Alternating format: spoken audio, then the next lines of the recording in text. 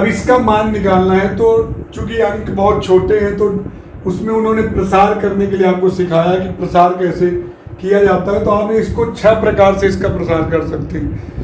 R1 के सापेक्ष, R2 के सापेक्ष, R3 के सापेक्ष, C1 के सापेक्ष, C2। अब आपके दिमाग में गुरु जी 0 कर दें, नहीं बहुत छोटे अंक है, कोई केवल सिखाए प्रसार करना, तो हम R1 के सापेक्ष ही कर देते हैं। R1 के सापेक्ष देखो 5 लेंगे तो ए रो और एक कॉलम छोड़ देंगे।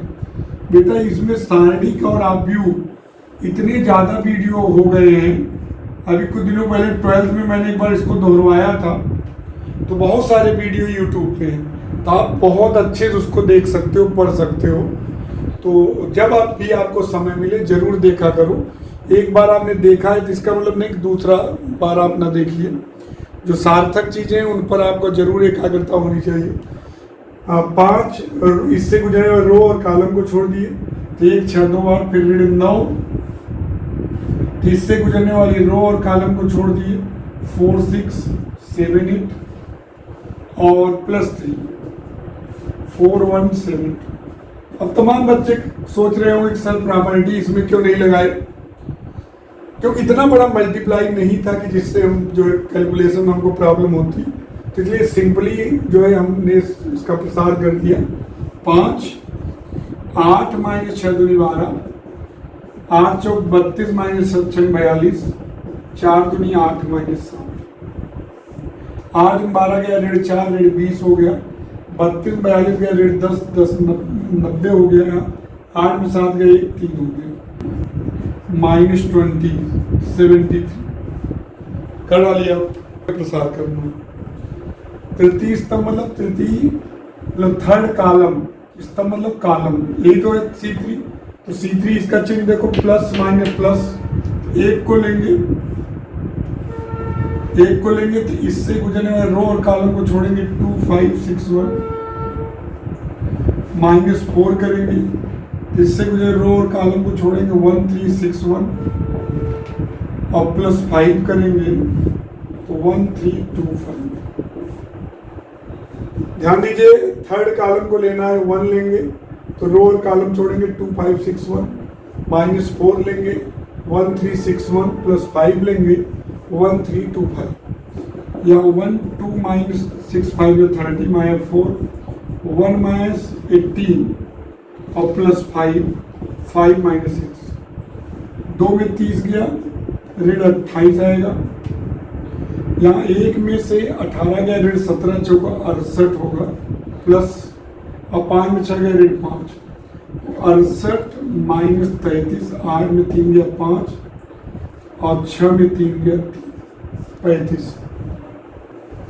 थर्ड क्वेश्चन आपके सामने है 1a² 1b² 1c² प्रूव करना a - b b - c c - c। तो हम लोग इस लेफ्ट हैंड साइड ले लेंगे 1a² 1b² अब आपके दिमाग में आ ही रहा होगा क्योंकि इतना क्वेश्चन कर चुके हो कि सर R1 में R2 में R3 घटा दीजिए तो 111 है तो 2 0 हो जाएगा। यानी कि आपके दिमाग में आ रहा होगा कि इसमें इसको घटा दें, R1 में R2 और R2 में R3, यानी कि R1 की जगह लिख दे R1 - R2 और R2 की जगह R2 - R3। तो 1 में 1 गया 0, a में b गया a ऋण b और a² ऋण b², 1 में 1 गया 0, b ऋण c b² ऋण c², 1c c²। अब देखिए अब 2 तो 0 कर ही लिया, अब थोड़ा गुणनखंड भी कर ले, थोड़ा इजी हो जाएगा। 0 a ऋण b, यहाँ a ऋण b ये धन 0 b ऋण c b - c b + 1c c²। अब आप समझ रहे हैं, थोड़ा देखिएगा जब कॉमन लेते हो तो बहुत ध्यान रखा करो। बहुत लोगों का गलत क्वेश्चन इसलिए हो गया था, कॉमन ले लेते हो तो इसको ब्रैकेट में नहीं लिखते हो। जैसे आपने कॉमन लिया और a + b + c और ब्रैकेट में नहीं लिखा, ऐसे लिख दिया तो इसको c में ही इसका इंटू बना है। ये ध्यान रखिएगा, जब कॉमन लिखिए तो ब्रैकेट में जरूर। बहुत लोगों को मैंने जो टेस्ट में क्वेश्चन दिया था उसमें हमने देखा ω² ऋण ω लिखे थे और उसके बाद आप ऐसे लिख दिए थे। तो ये गलत हो जाएगा, क्योंकि आप इसको ब्रैकेट में नहीं लिखोगे तो इस पूरे का इसमें इंटू होगा। तो ये चीज़ों पर बहुत ध्यान रखना है, छोटी मोटी गलती नहीं, बड़ी गलती है।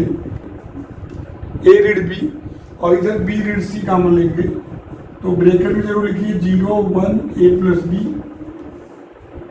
0 1 बी प्लस सी, 1 सी सी C1 के सापेक्ष विस्तार करेंगे, ए चीज छोड़ देंगे, मिलेगा 1 ए प्लस बी, 1 बी प्लस सी, उधर ए ऋण बी, बी ऋण सी, बी प्लस सी माइनस ए ऋण बी से बी कट गया, आपका आ गया ए ऋण बी, बी ऋण सी और सी ऋण, यही लाना था। इसमें क्या करेंगे, सबसे पहले C1 में C2 घटा देंगे। C1 की जगह क्या लिखेंगे, C1 माइनस C2 और C2 की जगह C2 माइनस C2। ऐसा करने से x ऋण y कॉमन हो जाएगा। देखिए x ऋण y, y ऋण z और z, यहाँ x स्क्वायर ऋण y स्क्वायर, y स्क्वायर ऋण z स्क्वायर, z स्क्वायर, यहाँ y z ऋण zx, zx ऋण xy, xy। अब गुणनखंड कर लेंगे, आप किस तरीके से करेंगे देखिएगा। x ऋण y, यहाँ देखिए x ऋण y, x धन y, यहाँ ऋण z कॉमन ले लो, क्योंकि z कॉमन लोगे तो y ऋण x, अगर ऋण z कॉमन ले लोगे तो x ऋण y हो जाएगा। यहाँ y ऋण z, y ऋण z, y धन z, यहाँ ऋण x कॉमन लेंगे तो y ऋण z, यहाँ z स्क्वायर x। अब C1 में x ऋण y और C2 में y ऋण z कॉमन ले लेंगे तो x ऋण y, y ऋण z कॉमन ले लेंगे, 1 x plus y minus z, 1 y plus z minus x और z स्क्वायर x। यहां तक आ गया बच्चों, x ऋण y, y ऋण z क्या ले लिए, कॉमन। अब हम C1 में C2 फिर घटाएंगे, C1 में C2 घटाएंगे, देखिए क्या मिलता है। C1 में C2 घटाएंगे, हर बच्चा ध्यान देगा कि 1 में 1 गया तो क्या आ जाएगा 0, x प्लस y में y प्लस z गया तो x माइनस z, और माइनस z प्लस x भी x माइनस z होगा, 1z y plus z square ऋण x x y। अब देखिए C1 में क्या कॉमन है, देखिए x ऋण z कॉमन है तो x ऋण y, y ऋण z और x ऋण z कॉमन ले लेते हैं, बचेगा 0 1 1, 1 y प्लस z ऋण x, z स्क्वायर x। अब क्या करें, अब क्या करेंगे, R2 में R3 घटा देंगे। देखिए R2 में R3 घटा देंगे तो क्या मिलेगा, x ऋण y, y ऋण z, x ऋण z। R2 में R3 घटाएंगे बच्चों, R2 की जगह लिखेंगे R2 माइनस R3, क्या मिलेगा 0 1 z, 1 में 1 गया 0, y plus z plus x, z square ऋण एक्स वाई, या 1 माइनस एक्स एक्स। अब C1 के सापेक्ष विस्तार कर देते हैं, x ऋण y, y ऋण z, x ऋण z, तो बचेगा क्या 1 z, y plus z plus x, z square ऋण x। अब हो जाएगा x ऋण y, y ऋण z, x ऋण z, जब गुणा करेंगे तो इधर हो जाएगा z स्क्वायर ऋण X Y minus Y Z minus Z square minus X, Z square cut जाएगा। अब यहाँ ऋण कॉमन जो लिए हो उससे एक्स ऋण जेड बन जाएगा जेड ऋण एक्स, मतलब इसमें भी माइनस उसमें भी माइनस माइनस प्लस हो जाएगा, तो हो जाएगा X Y plus Y Z plus Z X. आपका जवाब बारे में मैंने पहले भी बताया है कि 1 ओमेगा के बारे में, ओमेगा क्यूब बराबर 1 होता है और 1 प्लस ओमेगा स्क्वायर बराबर 0। Square omega omega square 1 omega square 1 omega. अब आपको इसी का मान ज्ञात करना है, यानी कि इसी की वैल्यू ज्ञात करना है। तो आप जानते हो कि अगर 1 प्लस ओमेगा स्क्वायर 0 होता है, अगर इन तीनों को जोड़ दे तो 1 प्लस ओमेगा स्क्वायर हो जाएगा। यानी क्या कर दें, C1 की जगह लिख दें C1 plus C2 plus C3। तो जोड़ेंगे तो 1 plus omega square omega plus omega square plus 1 omega square plus 1 plus omega. यहाँ हो जाएगा ओमेगा ओमेगा स्क्वायर 1 ओमेगा। अब इसकी वैल्यू क्या हो जाएगी 0 0 0। अब आप समझ सकते हो किसी सारणी की किसी पंक्ति या स्तंभ के सभी अवयव शून्य हैं तो सारणी का मान शून्य होता है, शून्य। देखिए A square B C A C plus C square A square plus A B square A C A B square plus B C square. आपको लाना है 4a square B square C square. ध्यान दीजिए बच्चों, ये क्वेश्चन 6। आप देखिए पहले जब कभी भी सारणी का सवाल आपको मिलता है तो आपके दिमाग में आता है कि हम किसी रो या किसी कॉलम में कोई चीज कॉमन हो तो बाहर ले लेते हैं। देखिए सारणी पर हजारों क्वेश्चन बन सकते हैं, कंपटीशन में बहुत सारे क्वेश्चन बन सकते हैं, बहुत चैप्टर से कनेक्ट भी ये होगा। तो प्रैक्टिस करते रहिए, पुराना बेस मजबूत करते रहिए, सभी क्वेश्चन आप सॉल्व कर सकते हैं। यहाँ देखिए C1 में देखिए ये कॉमन दिख रहा है, और C2 देखिए C1 में, और C2 में B और C3 में C। R1 में नहीं कॉमन है देख लो, लेकिन C1 में कॉमन है तो C1 से A बाहर ले लिए, C2 से B बाहर ले लिए, C3 से C बाहर ले लिए। तो जब C1 से A कॉमन ले लोगे यहाँ बचेगा A, यहाँ बचेगा A प्लस B, यहाँ ये कॉमन लोगे तो B, राइट। इससे B कॉमन लोगे बच्चों तो बचेगा क्या C, यहाँ B, यहाँ B प्लस C। यहाँ C कॉमन लोगे तो क्या मिलेगा A प्लस C और A और C।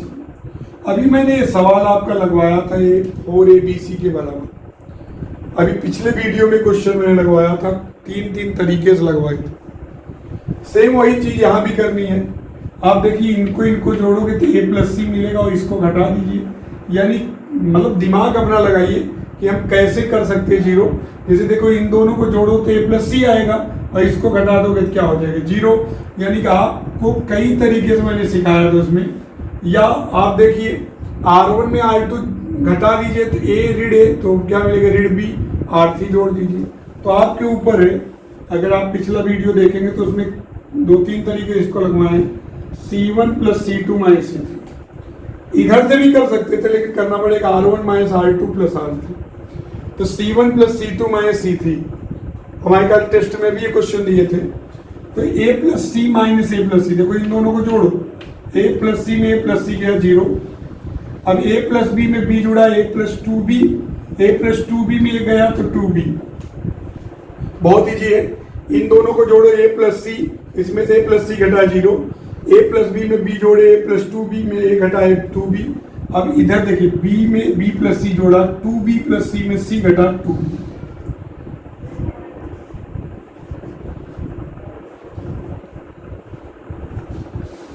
अब एक जीरो तो हो गया, अब R2 में R3 घटा दीजिए, यहाँ भी जीरो हो जाएगा।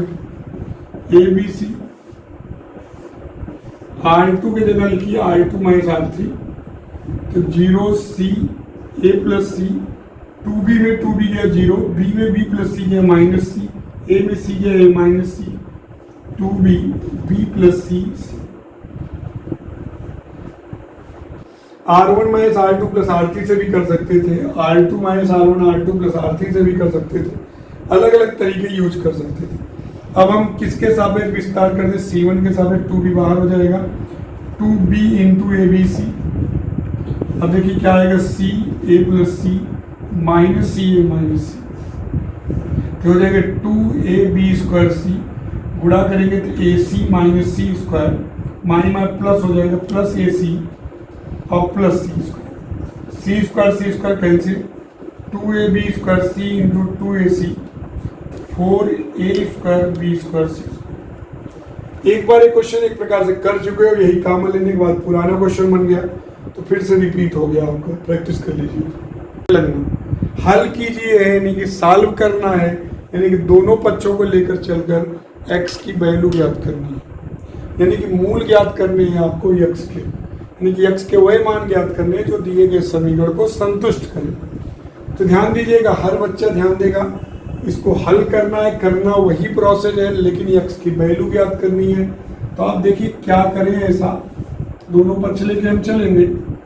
अगर देखिए इसमें इसको जोड़ दें, देखिए x ऋण 1 हो जाएगा, इसमें इसको देखिए तो x ऋण 3 में 2 जुड़ेगा तो x ऋण 1 हो जाएगा, और ऋण 3 में x धन 2 जुड़ेगा तो x ऋण 1 हो जाएगा, तो x ऋण 1 कॉमन हो जाएगा। ध्यान दीजिएगा, हाँ इसमें से उसको घटाएंगे तो भी बन जाएगा, और क्योंकि जब घटाएंगे तो x ऋण 2 ऋण 6 धन 3 x 3 कॉमन ले लेंगे, ऋण 1 ऋण x धन 3 तो 2 ऋण x हो जाएगा, x ऋण 2 कॉमन हो जाएगा।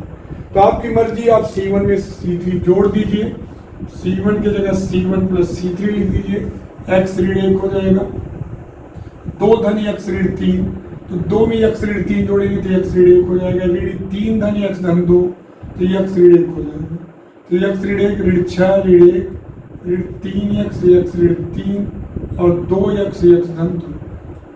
हल कीजिए, ऐसे क्वेश्चन यूपी बोर्ड में बहुत पूछे जाते हैं। अब C1 से x ऋण 1 कॉमन ले लीजिए,